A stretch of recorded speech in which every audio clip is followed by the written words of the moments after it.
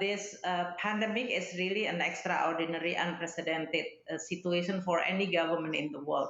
So definitely, when we design what kind of policy response, we really have to look at what is the existing first data, as mentioned by Ajay, is very critical. And for a middle income country like Indonesia, whether the system is in place, because sometimes maybe you really have a good intention, but when you don't have the perfect data or complete data as well as system in place, then your policy design cannot be implemented. This is one of the most important challenges, and I do hope with the digital economy and all the digital technology, this can be overcome for many countries in the world. Second one is, of course, whether you are going to just pour money or you put some criteria or in this condition, and when you put in more complex, it cannot be executed. Why? Because even the government and all people, they are not working in a normal situation. Most of them now working from home, and that's why you cannot design the policy as if everybody's still working with the normal situation. And that is exactly what we really need to change the design. The third one, the digital technology again help a lot.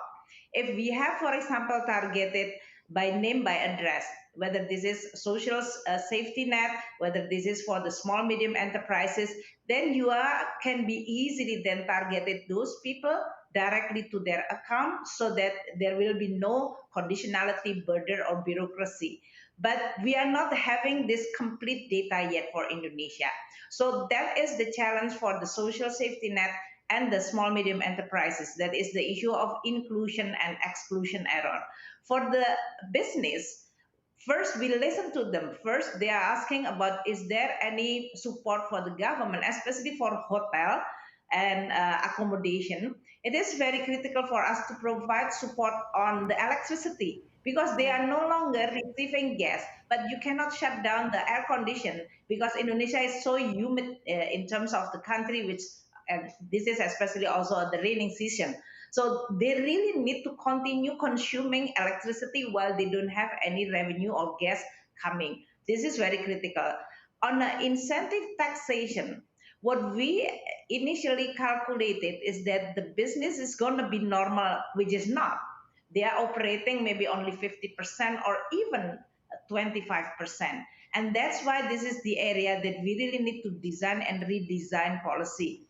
As mentioned by Secretary Clinton earlier, this is an area in which we really have to look at the data, the situation of the people, and then really thinking hard what is the best instrument and policy that can directly support those affected by this COVID. And my last comment in this, we may see the worst is over, especially on the second quarter of this year when the contraction is so deep. But we see the rebound on the third quarter. But we still need to be very careful because COVID is still there. We see in some countries there is a second wave, which just really can create a setback of this progress.